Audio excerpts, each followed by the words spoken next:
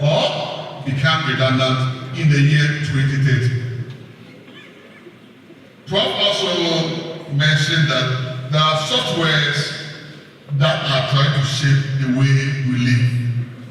And he mentioned the fact that vehicles are now being automated. So you may sit in a car that has no driver, I will take you to your destination. A time is come where you even sit in aircraft, you'll be on board, there's no pilot that will take you to your destination. That is where technology is taking us. Technology applications create new opportunity and new challenge. So opportunities are coming, but it comes with a challenge. A time is come where a teacher without ICT skill may not even be employed because your ICT skill is needed. Robots are taking over jobs, but it's human being that created robots. So what can you do in the creation of robots or software that will instruct robots to work? That's what we should be thinking. How do you want to live your life in the next 10 years to come? And where do you want to be in the world of technology? It's a challenge each to us. Application of technology or digital technology in the educational sector, he said, is very critical. And I want to say that when I was teaching here, Prof, I had a program in my class. I was a chemistry teacher, and I got BYD, bring your device. So in my lecture, students were bringing their smartphones. I asked you to go to this site and check this organic model and describe it. And it was very effective. I even published a paper on it. It's online with the name Joshua. That's what we did. Bring your device for us to learn. At the national level, we also have what. But before that, Prof, I went around, and to my surprise, Joshua has smart boards in most of the classrooms, which means that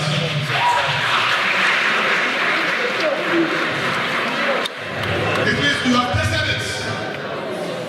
I am here to see schools in Accra that have smart boards. So if we are here and you have seen it, we need to also learn how to use it. At the national level, if you go to Accra Girls, we have what we call iBox over there. And the iBox, it's like a digital library. So we have a lot of students using their smartphone without chip to access the content over there to learn. We also have a project that we have run on national level and the secondary school improvement project, where we have built iBox in most senior high schools. Just for you to be aware that it has already taken place. Schools are aware of digital learning, so we cannot be behind. By the time you get to your station, your students are already digital literate, and they will be expecting you to do that. He mentioned that some of his lectures he ran them online, and that's what is happening now. At the in-service teachers level, we use what we call learning management platform. I record my video, put it there, and then give the link. Anytime teachers want to learn, they go there to learn. And the WhatsApp that we are gossiping with, we use it to learn. You go to the WhatsApp, we have mentors there who are ready to answer your questions, support you to learn. And from time to time, we analyze the communication that is taking place to see what you are commenting on, the kind of comment you are giving, the time in the day that you are there. This is to tell you that we are already there. He mentioned the fact that he uses what we call the Skype to also check attendance. Can you test what are we doing? It's high time we need to provide evidence.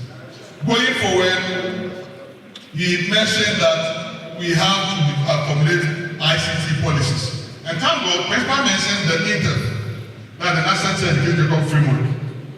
We are going to revise it. And two key things that we are considering is making ICT the center of the teaching profession. And the other one is signing. Every teacher must also learn how to sign. So these are things that we are going to put in the teacher education curriculum framework.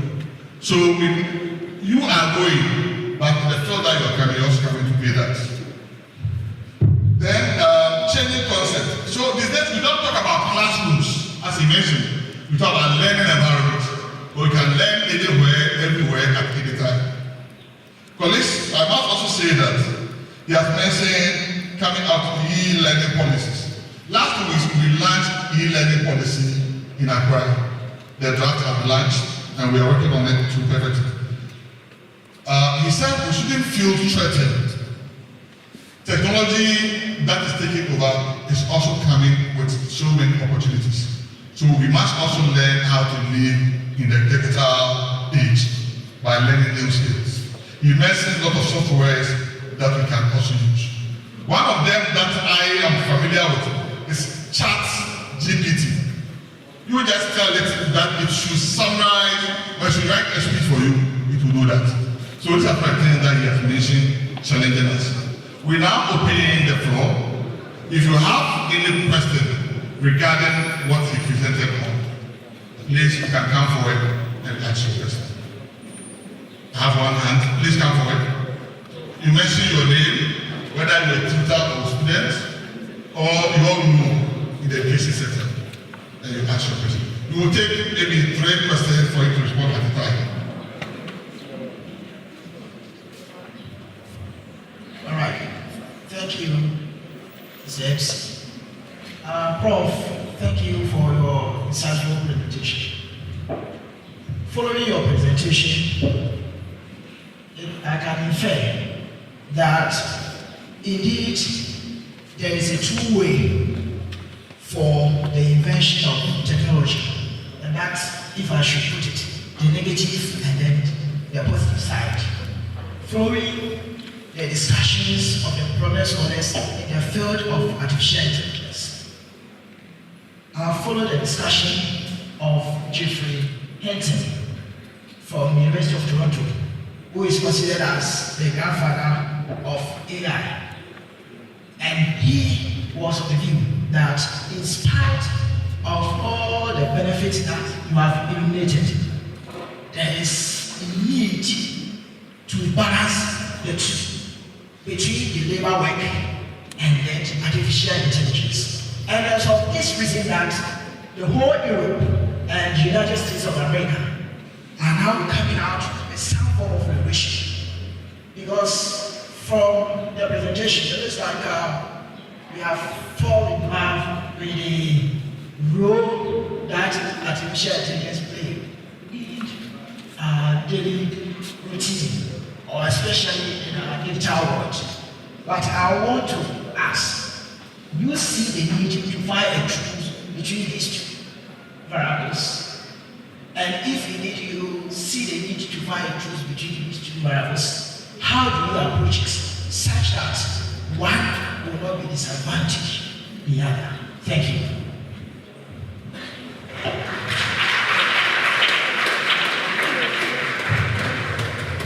Please ask questions and be informed.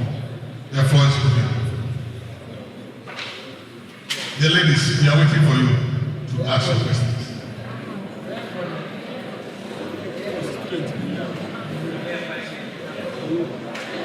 You want to take 2 more questions before he responds? Okay, come forward.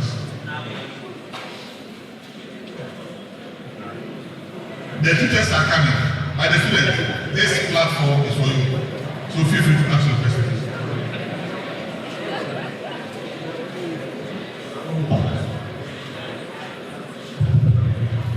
So my question, both of you, the chairman or the speaker, can talk about. Just last 2 weeks, we were having presentations, the PSC sessions for teachers at the secondary schools. The challenge may not be at the training colleges, neither will the challenge be at the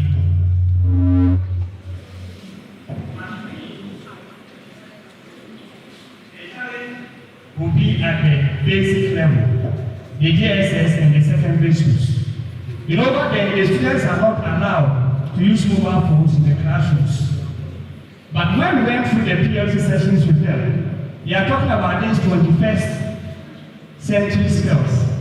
We are also talking about this, the use of ICTs in their teachings here and there. But if the students are not allowed at that level to use mobile phones in their classrooms, it's not going to be a challenge to the system. So I'm asking, either there's going to be a policy at that level where the students, the JSS and the SS levels will be allowed to use mobile phones in their classroom to assist the use of ICT integration in the teaching over there. Thank you. One more, please come.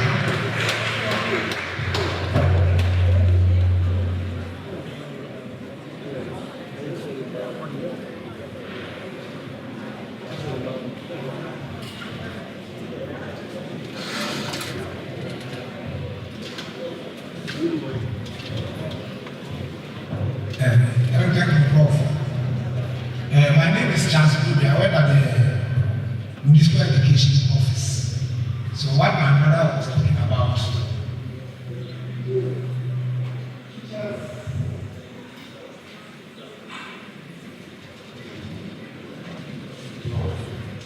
yeah, somebody was, I work there as well. My daughter is there. I work there as head of supervision and monitoring. And at the basic level, like you was saying, we all agree that the world is now moving a digital line, like we were saying. So if teachers cannot even have textbooks and the rest, why my senior boss from the NTC, there can be the textbooks, maybe online, where teachers can access, use it to prepare their lesson or whatever. If they cannot have the physical books in the schools, so that it will be of great help to the teachers, so that the teaching can be effective. And also, like my brother said, the JHS, even at the universities, those who do math and the rest, they use calculators. They are doing their level of mathematics. At the JHS, the child is also doing his or her level. What is the rationale of them not being allowed to use calculator? Because after all, when they finish and get a job, they will use calculator there. Because it's one of the two.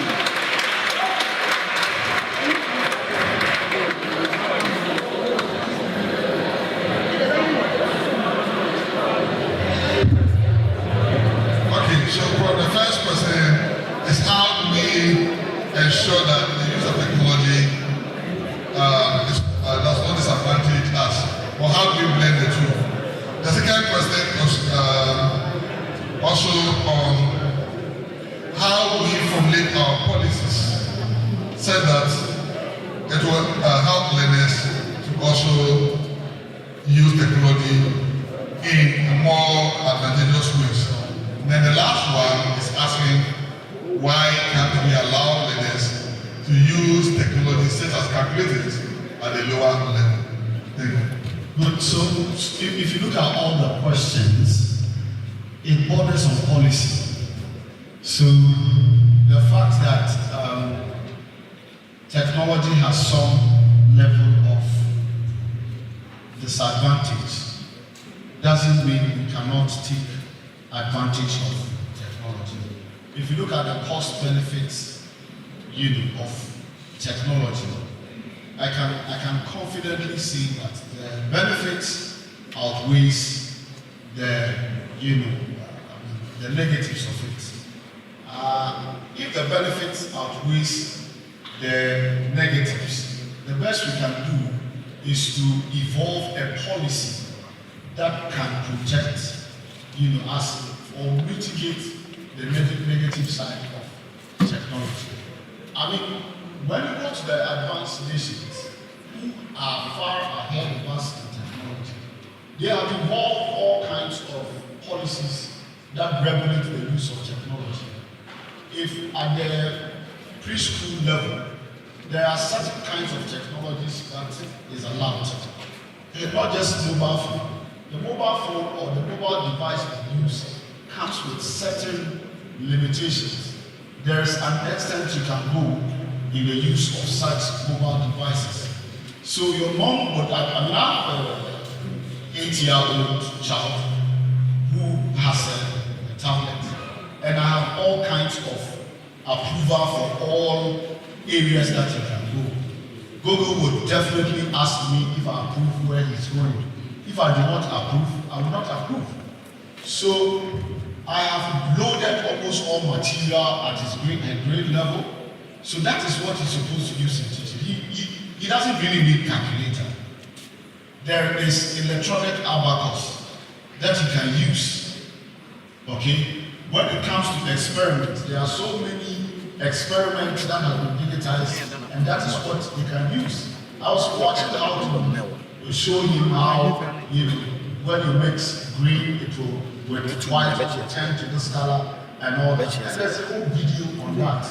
And when they go to class, the teachers who are teaching use those people to teach them. So at their level, we really do not need mobile phones. We only need devices that can aid their learning. And like I said, it borders on policy. Once you bring this device, you need to regulate the device. I don't support this issue of LGBTQ, whatever.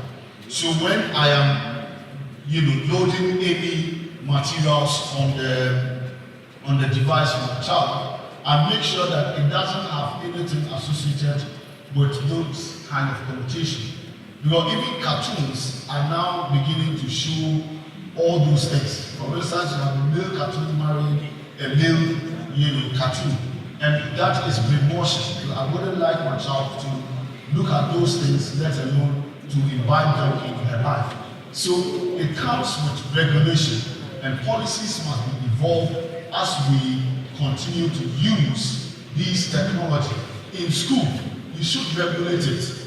And so for me, the issue of textbook, for instance, I don't distribute textbook. I disseminate textbook in an electronic format. So when you go to my classroom online, I will look for all the links to those textbooks. Maybe I want to protect myself from copyright issues and all that. So I would rather direct you with a link. The textbook is here. Go. If you want to buy, you can buy. But the issue is that the information is all available on the internet. It takes us to learn how to use it and regulate how to use it. So almost all the three questions borders on, policy. If you want to distribute textbooks electronically, now sustainability is telling us, don't let us use too much paper. So why can't we, this one laptop per child that is involved in, I read about Negro Ponty as far back as 2004, instituting this policy of one laptop per child in Kenya, and it was very successful, even though we have quite a different culture that would not help sustainably use these laptops, but it has changed life. I think that policy should be able to solve all these problems if we really want to get there. But for me, technology has enormous advantage for our life, and that outweighs the kind of negative connotation that comes with it.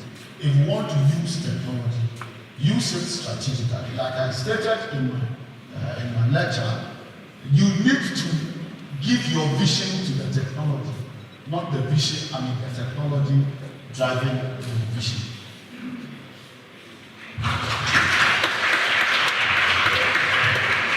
Please, 3 people can come forward and ask their question. 3 people.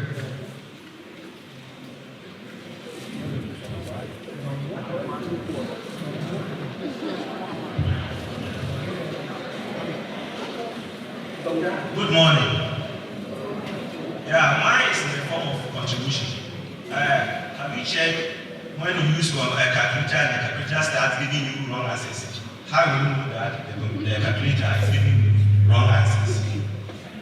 So that's why basically you have to withdraw the calculators from the children for them to know how to do this calculation by themselves. See, the computer is there to guide you work faster. It's not supposed to give you your wrong answers. So, you see, my students will not support me. Because normally we want everything to cheap. But the fact is that we have to know and respect what the calculator is about to give us. But one day, if your calculator is put on a different mode, by the time you realize that it's giving you wrong answers, the examination time is over. Thank you. And we start about the use of mobile phones and others. As far back as, say, some 10 years ago, I was in the UK, and I learned that if you go to Job Center Plus, the computer there is has been made it in the form that you cannot go beyond what you are supposed to do with that particular what. Yes, it was customized. Thank you.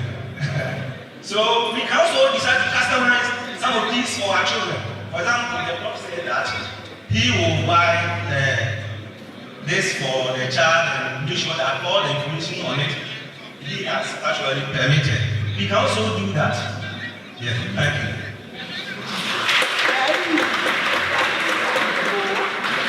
Thank you very much. I'm also Melchizedek Nelson Enterprise.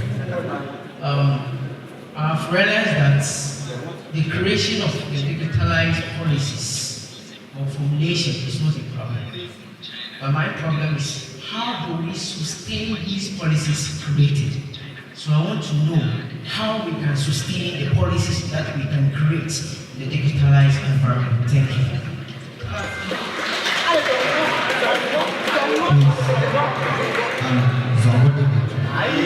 And in short reason, he made us aware that this generation is technology inclined.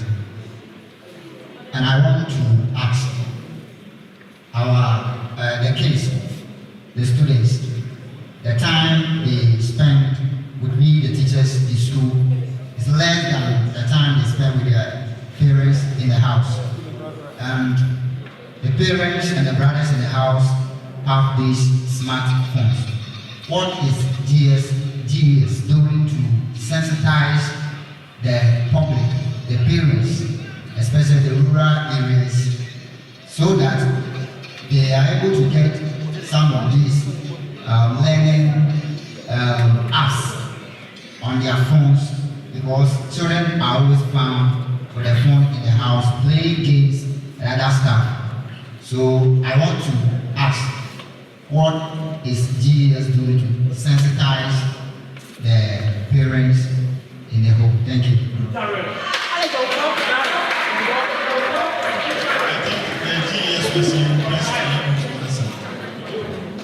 Okay, thank you very much, Prof. Colleagues, I must say that if you look at the 2007 educational reforms, so the 2008, 2012, under President Kufuor's regime, that was where we formalized integration of ICT in education. So that came up on its own is a policy. And as I mentioned, if Director, we want to go back to the history. The idea of non-use mobile phones came to be when one examiner called Asari Malako was beaten to death by students during WASI examination. The student went to the class with mobile phone, the examination hall with a mobile phone. And in the attempt to retrieve the mobile phone from the student, there was a struggle that prevented the student from writing the exams. After the exams, the student gang up on him and beat him to death. So it became critical that we should allow students to use mobile phones. But you will not find any written document saying that GES frowned on the use of mobile phone. And as Prof mentioned, the use of mobile phone is different from using smart devices. Smart devices are different from mobile phone. And again, you've seen that even in senior high schools, we are building computer labs So if the government, GS doesn't want you to use mobile phone, why would they build those computer labs? You've heard that they are selling laptop to teachers. Vice President is now saying that they are giving smart tablets to even learners. It's about how we will control the usage. As teachers, how we control the usage. And what about policy? Policy can even be mandated from the society. So within this college, what is our ICT policy? We have IT lab. What is our ICT policy? That support pre-service teachers to also make use of technology. And as Mr. Patton said, we can restrict you from going to certain sites. So the policy is there. GES, our regional director is here, maybe she also add her comments. GES is not saying that you can't learn through smart devices. If you go to KD learning environment, you see televisions, a deck or decoders and others over there to help them to also learn. So please, we are saying that you are the 21st century teachers who are going to support learners to develop lifelong learning skills. So you must develop technological skills in order to face the job market. The enabling policies are there to support you. What we have to do as a candidate is to have our regulations in place so that people will not abuse the use of the ICT gadgets. To often that when you're supposed to sleep, you are chatting, you're WhatsApping, and I might say that we see cases where students even send naked pictures and they become an issue. So in the regulation to control, that we all have to think about. And I'm on the board with director, we can all see how we can support the college to come out with a better policy that will help. Prof, I think I've attempted to answer the question. Yeah. How do we sustain policy creation that have been created? The policy have been created to be used. At the national level, where I'm from the National Teaching Council, I've told you that apart from those who have just completed, all the rest are going to write their license exams through online. So you can decide not to be computer literate. How will you write it? So that's one way that we are sustaining ICT policy. Prof, I think when you get to the national airport, you have to fill immigration form. But these days, it's filled out. Everything is digitized.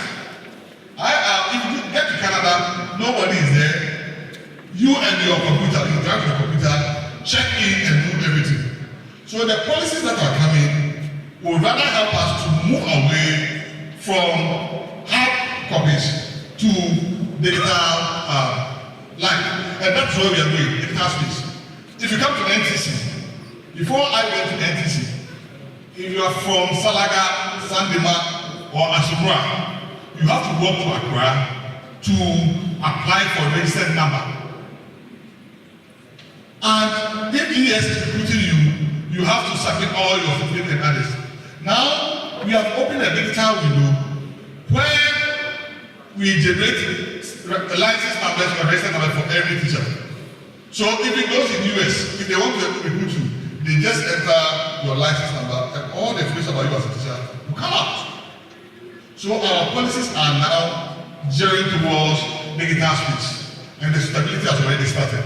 It's up to you and I to also adjust ourselves and enter that world. Prof, thank you. So to add to it, I will tell you a short story. When I failed the paper, I had to write it online. I said to myself, this is a very smart way of rendering, delivering education. So I decided to take a postgraduate certificate course on online e-learning tutorship. So I put a few applications and I got a scholarship to study that for 1 year, postgraduate certificate. That was around 2007. Round about the same time, I was hired to teach in K University. And then when I started teaching in K University, I decided not to let the skill I've acquired go obsolete or useless. I realized that there was a certain platform called Moodle that was in use around that time. I had used a similar one, learning management system called Frontal. So I spoke to the guy who was in charge and said, we can make use of this system. Can I use that to teach one of my courses? And he said, okay. So we set up everything. I was teaching research methods. So everything was done online with a few face-to-faces. Now fast forward, I continued to encourage my colleagues, lecturers, let us use this system. The old folks would be saying, no, you computer boys, you leave us alone. And when we were pushing, I got a few guys around. We were setting our questions online and doing a lot of interaction online, sending videos online and almost. Though they were challenging, but we were progressing. And almost all my mates semester at a point was done online. The PhD students will tell you. And there was the one at your office. Teresa, is he here? You did my midterm online, isn't it? And they were complaining, but I don't care. You have to learn how to do it. Do you get the point? And so all of a sudden in 2020, COVID came. By then, we were using the system for distance learners. And for me in particular, for regular students. Then COVID came, the vice chancellor wants the school to run. So what do we do? Oh, now, Kofi Mensah is the one, the key kid on the block, knowing how to use the learning management system. So we put together a team. Let us see how we can bring back the students to school so we can end the semester. Some friends of mine put it together. We trained all the lectures. And the vice chancellor was supportive, giving us all the support. Today, as I speak, half of the, right after medicine, every teaching is done online. What am I trying to say in the sustainability of these kinds of policies? It's about commitment. The individual's own commitment and the institutional commitment is very, very important. I decided to develop myself in that way. At a point, I was teaching online to take money, dollars. And then I was training people online to take money. I decided to commit my resources to train and develop myself in the area. And over 10 years or so down the lane, I am reaping the benefits. So your own commitment to learn these digital skills is very critical. And then the institution that you work for, which is seeking to implement these policies, should be able to commit some resources. So if Ghana Education Service want to ensure that the Ghana, for instance, sustain, they need to ensure that resources are committed to it. And with such commitment, I believe that we will not have our policies seated, down somewhere like a convention, but they will be as implemental as possible. Yes. Please, the last 3 sets, then we close.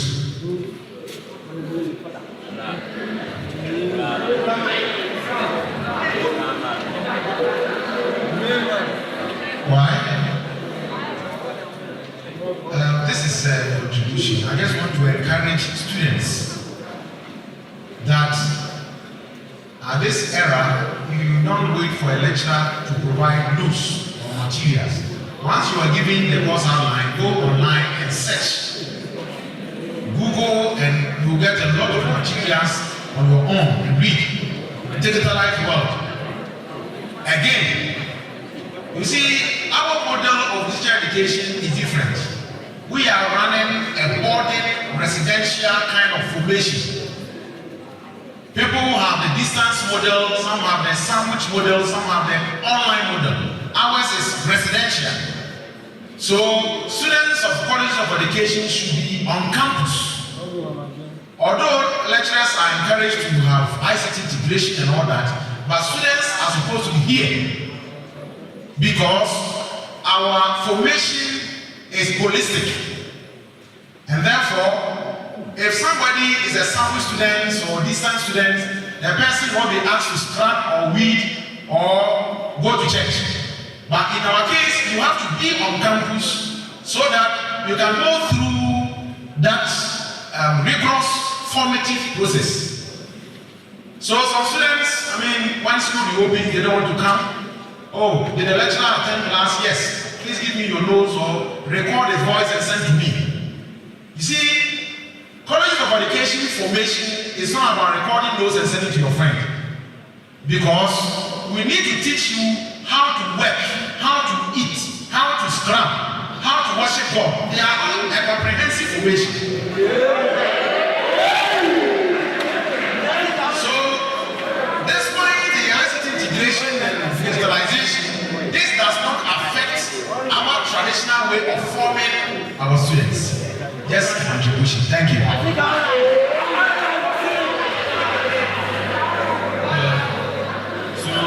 Please, my emphasis is on the technology has come to replace stupid jobs. Doesn't mean that the previous way of doing jobs stupid. So far as people found comfort in me living out of their job doesn't make it stupid. But rather, technology has made work easier and faster, but not as in being stupid. But I wanted you to make clarification on this.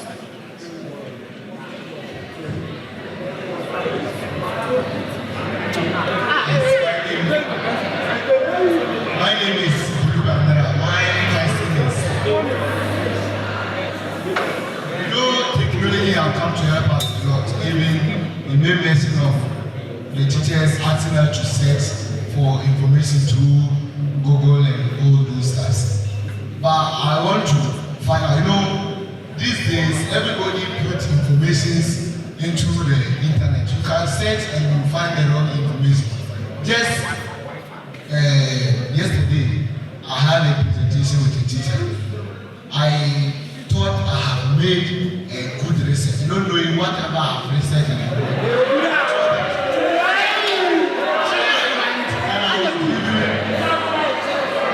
and the teacher was telling me some of the information where I got them is not correct. So I want to ask, what are the measures that if somebody put a false information, or how will you know that what you are searching or what you have searched in the resource key is wrong or correct? That is my question. Thank you so much. My name is Maukumo Mary Jamfua. My question is based on writing the licensure exams in a CBT form. I did one online course, and at the time that we were writing the quiz, because we were so many, there was so much traffic in the system. So you see that you will download and you will try clicking on the link, and they will be telling you that the traffic is high. Wait, and there was also time that was placed on the course, that as even you are waiting, the time is also running out. So if that is how we are going to write the exam on the online, what provisions are the leaders going to put in place that even if there is so much traffic, it's not going to affect us, because this is not our fault.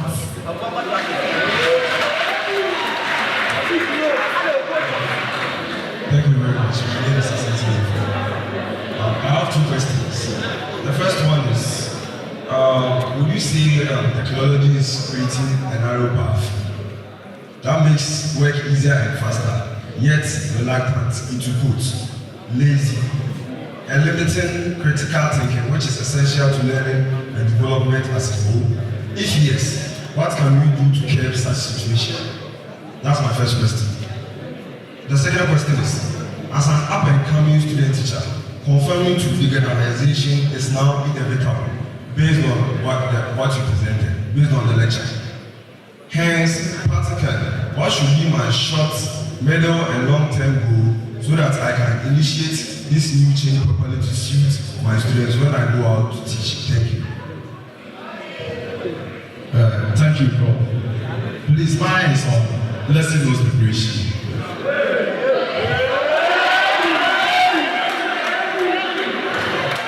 Please, with the kind of speed that you give, is it still vital for us to be writing lesson notes with pen and paper? So please, GS is here. I want you to advise them for us. If it's still needed for us to write lesson notes with pen and paper. Thank you.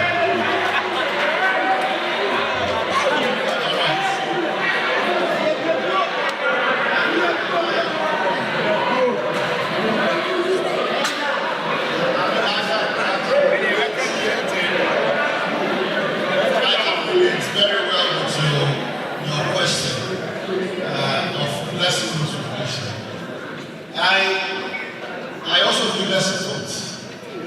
I have a course outline that I use every year. What I do is to update them and then load them back into the virtual classroom that I use. And I feel honestly that once we are talking about digitalization, lesson notes and all its ramification need to also be moved to the digital space. So if a teacher, there is one laptop for a child, I think that the teacher should also begin to look into getting a laptop for himself and herself. Because it's your development, it's your own self. And I don't think you want to remain where you are, you want to progress in your career. So for your question of lesson notes, please, it is something that needs to be digitized, but you still need to be updating with time. That is very important because information today will not be necessary, tomorrow. So you need to update. I teach a certain course, and almost every other year there is an update on the course. Good. And then we have the other question was.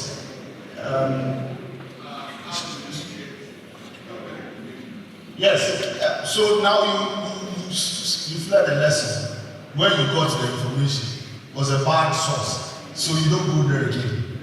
The issue is that when I give any assignment, I add the source of information, the sources where you should seek information in answer to the assignment. And I will encourage teachers to do that.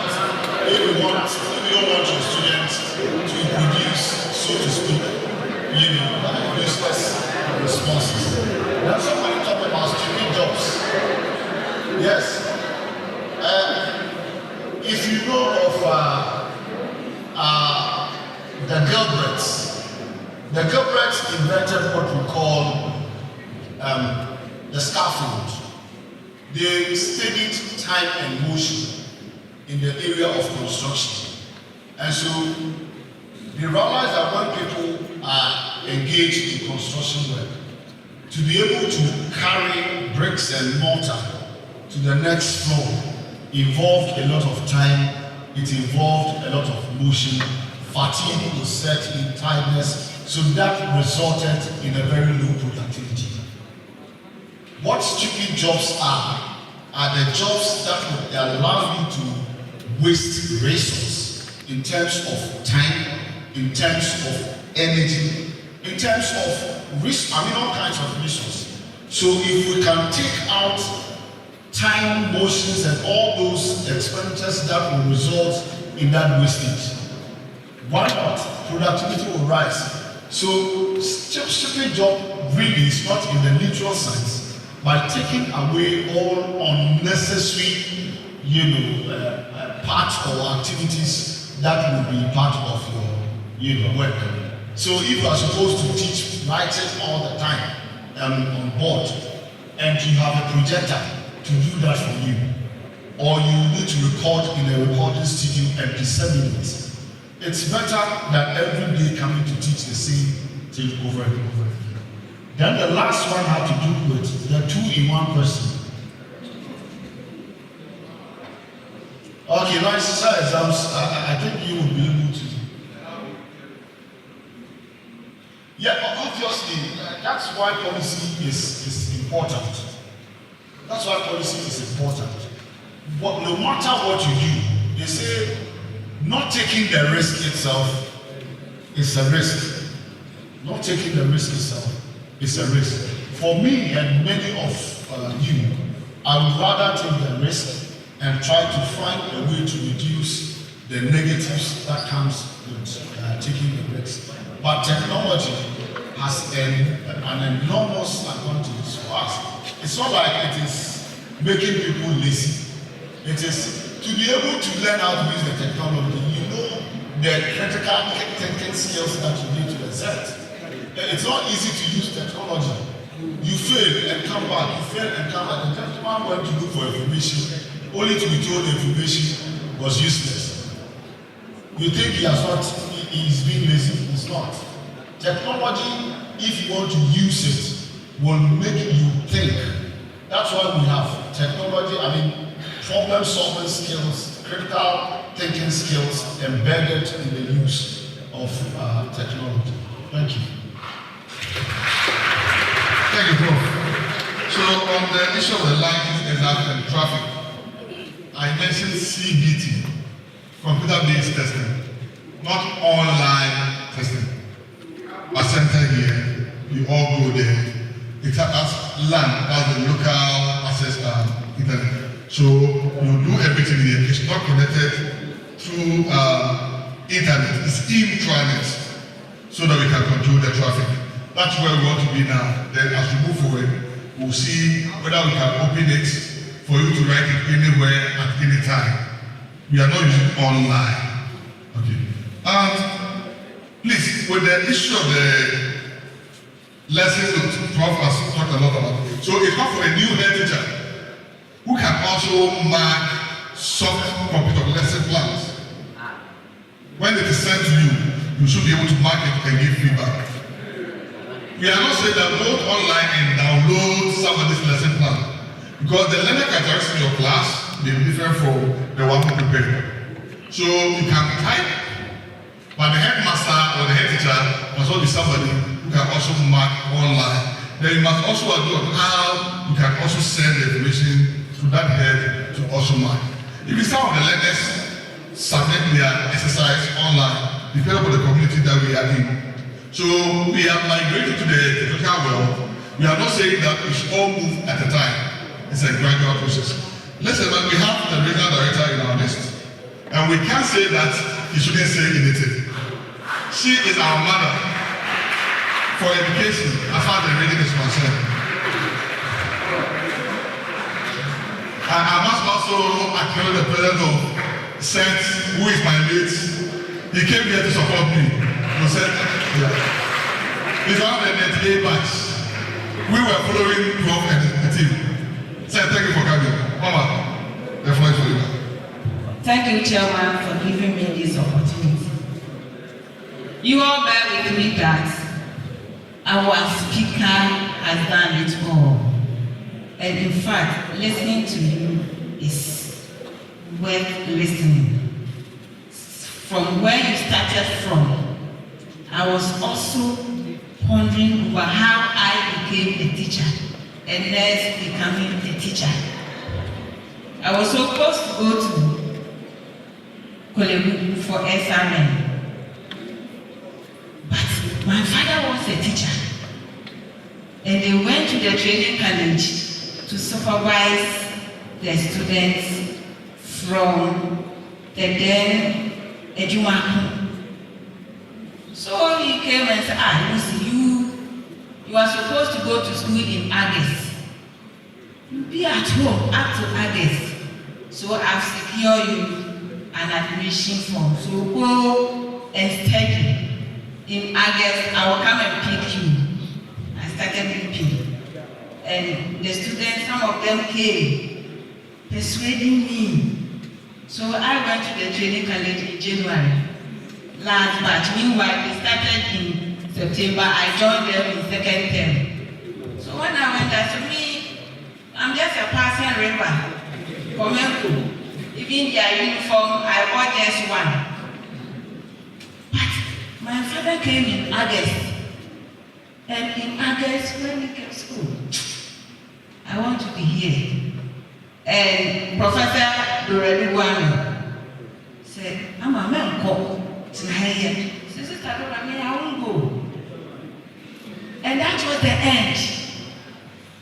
And I've never regretted becoming a teacher. Because when I went to Comenco, I was serious, as you said. I saw them, I thought they were all teachers because they were wearing blue black trousers with long sleeves. I said, Sir came here. But I was just a tiny little girl without plaiting my hair, but they were all plaiting their hair and fight. So those of you here, my students, some of you thought you were using the teaching as a stepping stone. That is what I heard when I went to Comenco. We are using it as a stepping stone. And all those who capitalize on that never make a lot of headway.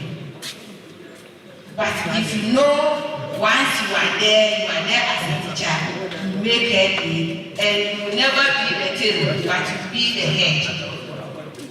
Thank you, Prof, for this, bringing out digitalization, realigning the work of the teacher in a digitalized world, lesson for teacher education. In fact, the world is moving fast, and I'm happy we are now producing critical thinkers. The way our up-and-coming teachers came here asking questions shows that what you took us through, they were listening attentively. And I'm happy one lady stood tall and then came and asked question. And your question is being answered very well. Because when you ask that question, I'll say, yes, this question is very, very, very relevant. Teachers here,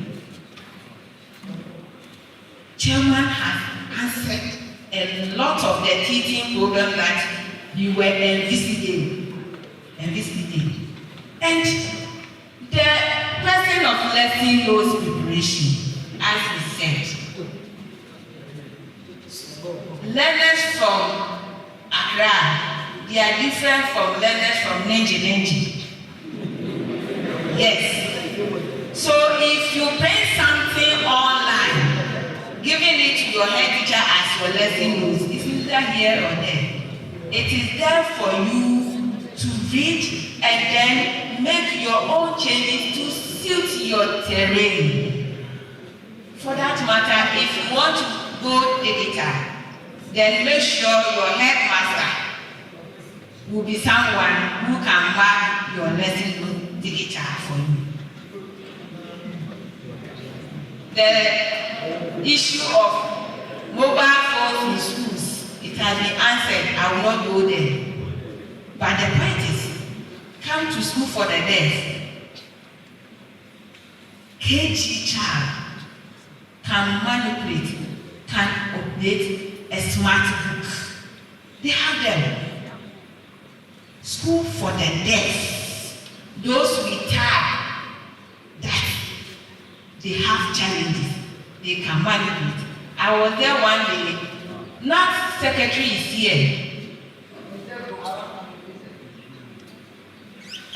His phone with password on it. A girl, Alima, was able to fidget it and open the phone. We were all overwhelmed. A deaf girl. And even that girl had gotten multiple challenges. The girl was able to open it. It's the last secretary here. My PRO, you were there. So let her use it. She can't open because there's a low and low. Then they started fidgeting and she opened the phone and then she said, wow. So I think we will get there one day. We started when the mobile phone issue and the digital system started. We were all complaining. If somebody would see the mouse with the light, I won't touch it. It will hurt me. But this time, we are moving on. When it comes to Joshua, you are using smartphone. So most of the teachers are doing that, and I'm very sure the students are also learning from them. Very soon you come to our schools, you are going to use them. That is why they are taking you through all this. In your learning, you use a lot. Like the gentleman who Google and then did presentation and then all the stuff was wrong. You have been using artificial intelligence, but you verify the authenticity of the staff over there. That is where.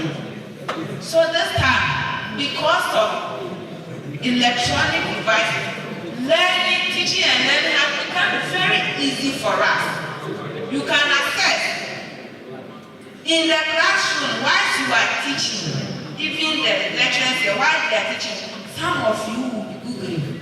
So if they don't do their research well, you ask them a lot of questions and they will find them. So it has become necessary for all of us to be on the same wavelength. But the question is, we need to move from step to the other step. That is why Chairman started saying we are scaffolding. We are moving from 1 to 2. And the policies are there. Only we need to strengthen them and avail ourselves and then make sure we are doing the right thing.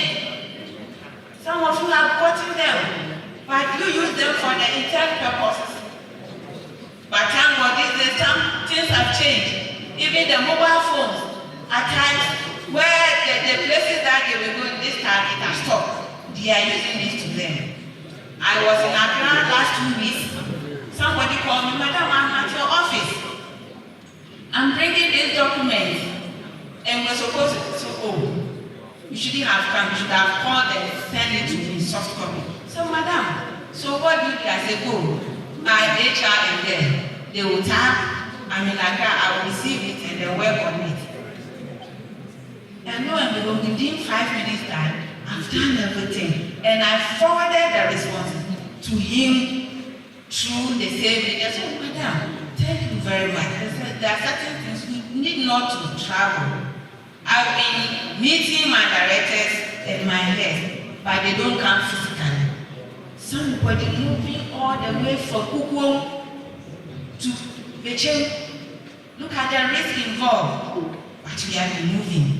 Every day, almost every day, I go to headquarters, not physical.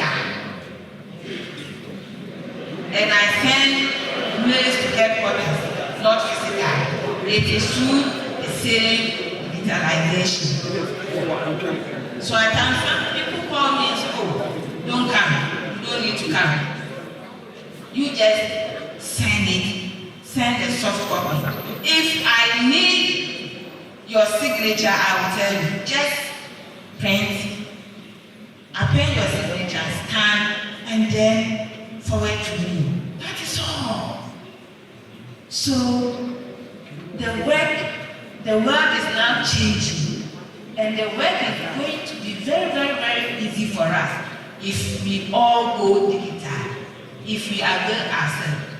The point here is we need to learn. Today I've learned a lot, because there are a lot of things that you mentioned. How did you know? I've jotted them down. I will go and sit down, chat GPT. I've never heard it. It's only today. It's true. It's only today. And when you go, you Google and find what it entails, so that you also upgrade yourself.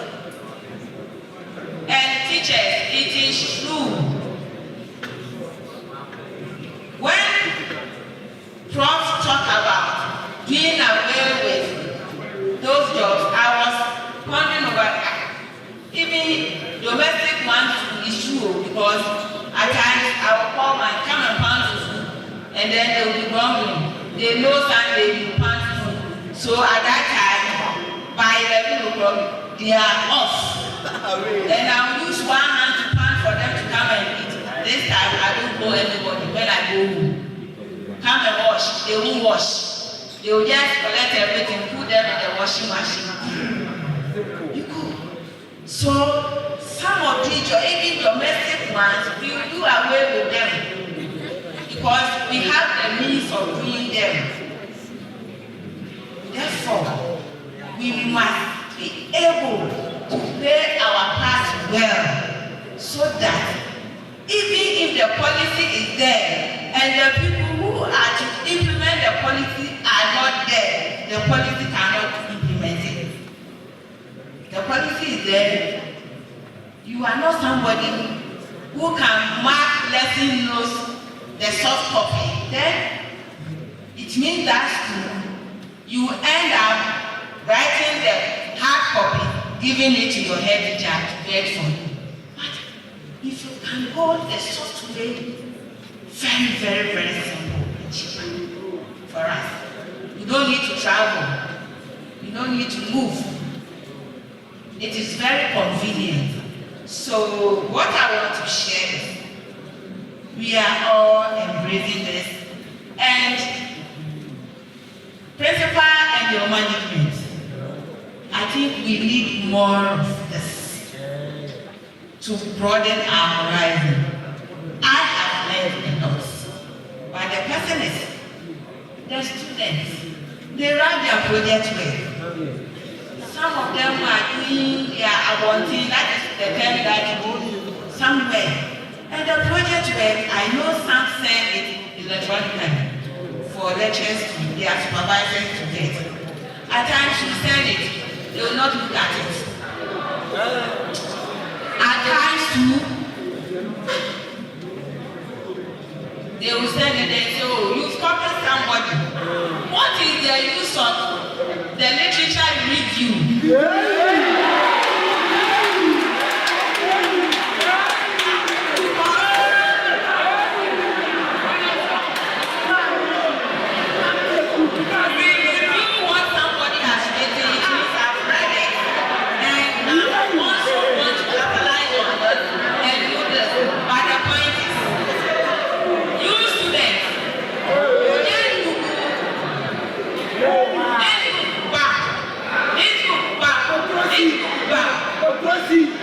Second edition, without making your own review. That is why it's a literature review. You review what somebody has said about the topic that you are going to write, and then you add yours, the new ones that you think this person wrote about this. So I've read it, and after that I want to add on to this. So this is my own version of this and that. That is where your problem is. You just pick this one, pick here, add everything, and then that is the end. So my lecturers, my supervisors, in fact, that is another challenge that the students are facing. Somebody, especially those at the tertiary level, they are also on tertiary level, grade 3, second degree. You will finish their coursework, but the thesis and the rest, you find a lot of challenges. So let's take a second look at it. I went to Komempo. Komempo is far from Lagos, but they are doing sign language. During their anniversary, students came signing, singing. I was happy. Then I said to myself, we just share common wall with you for the day, but we don't use sign language here. So, let's think about it. I will be happy if it is added to the program here. Even they will just pass here, come to the school without traveling for their teaching practice and the rest. We are so grateful to you, Prof. God bless you. And my old students who accompanied him, and the family members, Uncle Yami Oshla Wati. When I was sitting there and I saw him, gentlemen, gentle ladies, real role model for him. Okay. One of the days when we say somebody is a professor, you see the beard. After this one, everywhere gray, and then they walk like this. But this is a professor.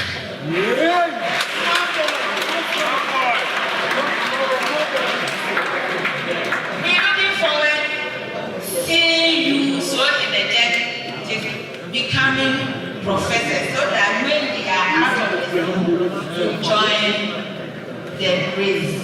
And you also contribute to the development of Father Joshua. In fact, let me make this comment. In fact, after Prof's lecture, I was thinking you were going to sing the school anthem to hail St. Joseph. You never hail St. Joseph, then you Rocky Bobore Bobo. For what? I was expecting that the lecture that he gave is a product of St. Joseph. So Joseph has made you how he is. We must hail St. Joseph, and you never hail St. Joseph. So before we leave this room, let's hail St. Joseph, because St. Joseph has done something marvelous to us. The chairman, St. Joseph Product, speaker, St. Joseph, all students around, my PRO, St. Joseph, my guest officer, St. Joseph.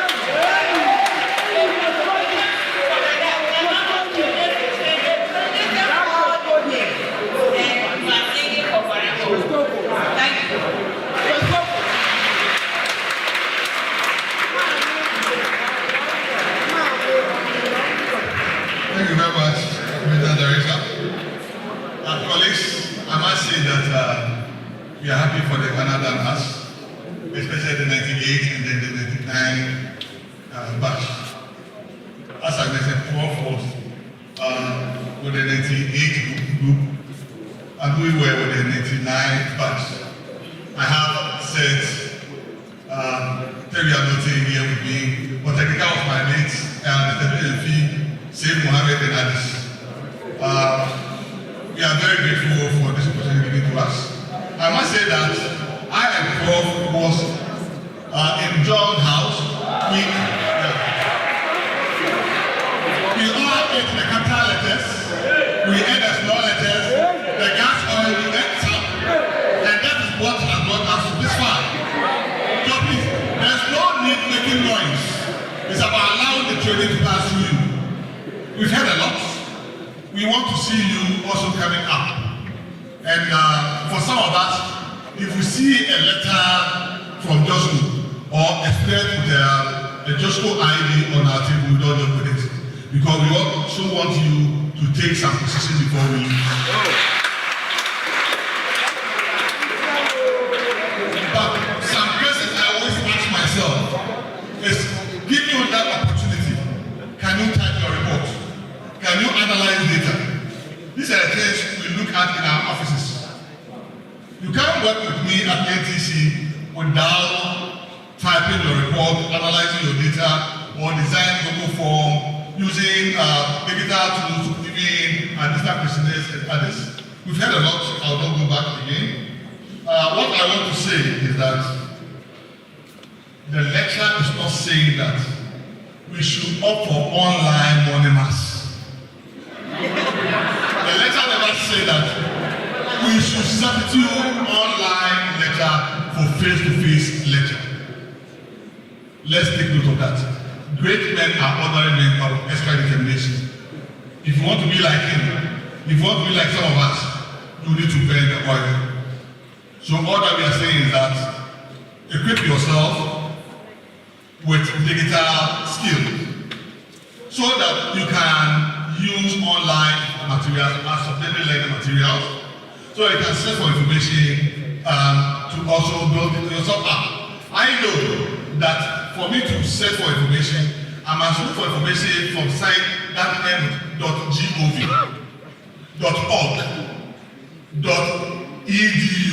So these are authentic sources. So these are areas that can help us. We must also develop our presentation skills. Can you use PowerPoint? Can you use Excel to analyze data? These are things that we can never do. The ICTs are replacing our pen and paper. So if you are a teacher here or you are aspired to be a teacher, you must prepare to face the job market. My story is not different from what Prof and regional directors. I also fought my mother when she brought me to Joshua. But little did I know that I would have done myself harm if I had not opted to become a teacher. So please, the whole world, as I speak with you now, the whole world is looking for teachers. In February this year, 15,000 teachers were recruited from Ghana to UK. And they are still looking for more. And all the letters passed to my office. So, see, before 1996, business was the course for the day. But now teaching profession is the course for the day. So you are on the right side, but all that we are saying is that develop your digital skills so that you can also compete in the global market. Principal and the college teachers, what we are saying is that we want to continue to create an enabling environment that will allow us to also have access to digital facilities to also use. Students, when I was here, I was also marking project work. When I asked them to send soft copy to me for me to mark, you send your comment to them, and they just say, we don't understand what you have done. We want to come and meet you. In as much as we are saying that the tutors should try and mark your project work online, you must also learn how to read online comments. It will help all of us. Once again, I want to say that our 98 bar that came support us, 99 bar that came support us, principal and your team, Reverend Father and the team, our colleagues, students who are here, we thank you very much for listening to us and doing us this honor. God bless us all.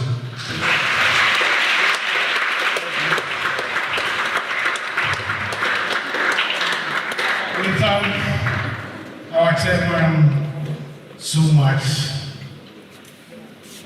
Before we move out of here, I want to introduce the reps from the Municipal Education Directorate, Mr. Tony Evoa and Co. Please, if you are here, let's see you, Municipal Education. We are also privileged to have Mr. Samuel Nkansa, Internal Auditor, Regional Education Officer. Uncle Sam, let's see you. Thank you very much. 99 group, let's see you. 99. Oh, okay.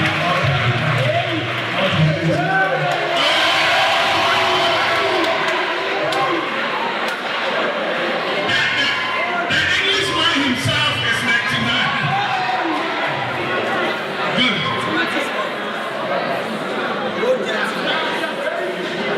Our 75th anniversary is a year-long program.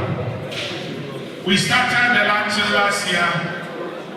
And the climax will be on 14th October 2023. In fact, we shall be privileged to have the Vice President here. The Vice President himself will come down. So on 14th October 2023, we are going to have the climax on the field.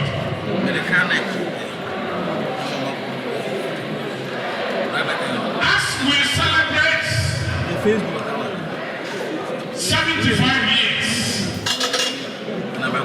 we want to put before all gathered here that we have a lot of challenges. I believe we all saw the road.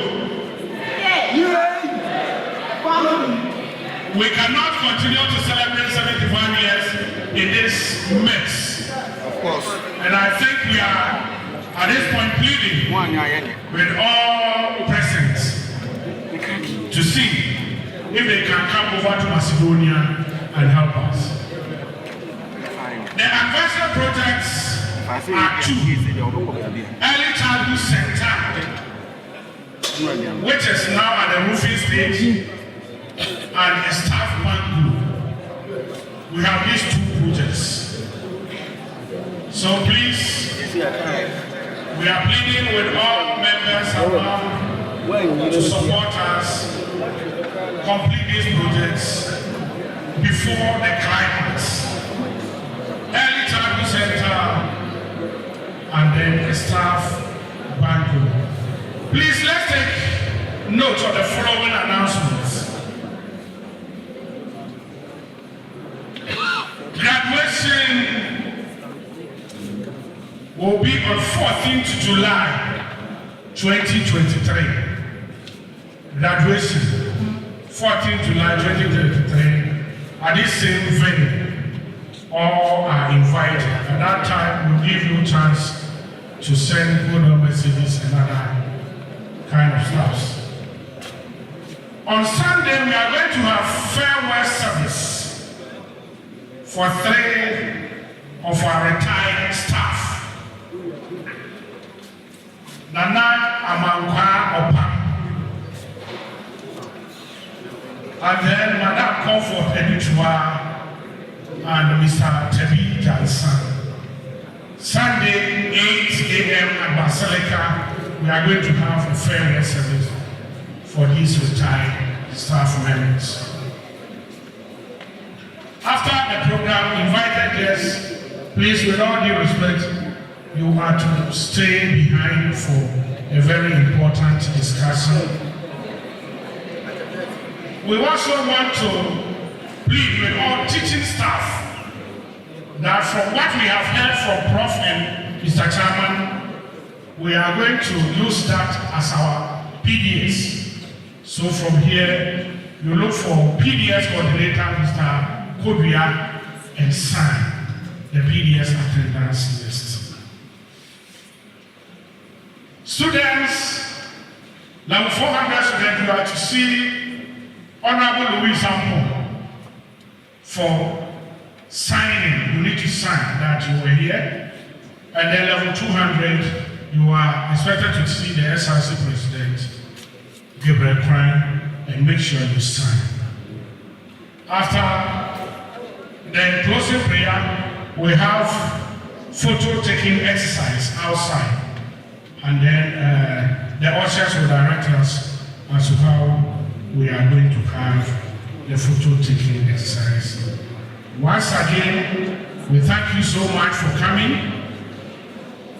Before we leave here, I will invite the Agon Women's Commission, Miss Josephine Boa, to move the vote of thanks.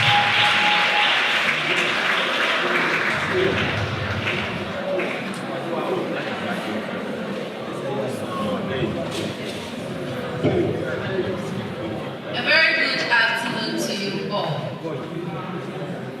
On behalf of all students and staff, I am glad to be standing here to express my vote of thanks. We thank the good Lord for giving us this serene day for such an educative lecture. A special thanks to our chairman, Mr. Lawrence Stapon, a proud Joscodian from 1999 batch.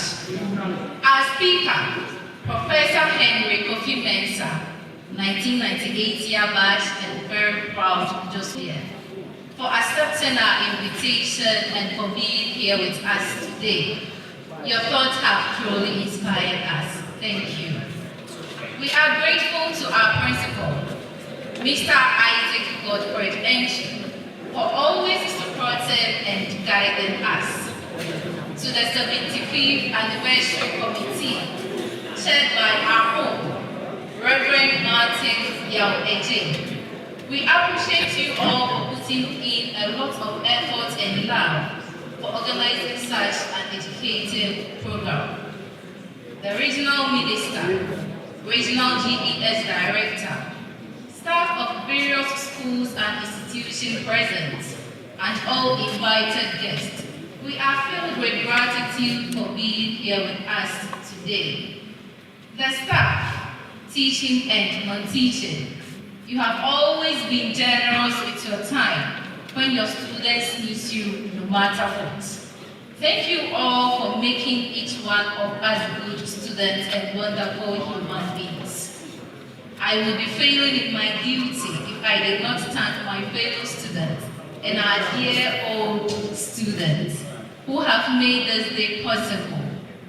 I would also like to thank each and every one of you for being here and making this day wonderful and memorable one for the success of the 75th anniversary lecture. Thank you once again and God bless us.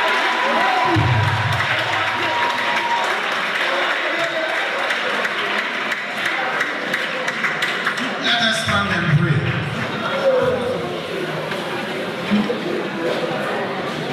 In the name of the Father, and of the Son, and of the Holy Spirit. Almighty God, we thank you for the success of this anniversary lecture. We thank you for what we have shared today. We ask that you help us as people into teaching and learning to integrate ICT in what we do. We pray for our resource persons that you take them back home safely. Bless Josco and bless Ghana. Through Christ your Son, who is Lord forever and ever. Amen. In the name of the Father, and of the Son, and of the Holy Spirit. We shall continue to stand as our chairman and the speaker takes the lead.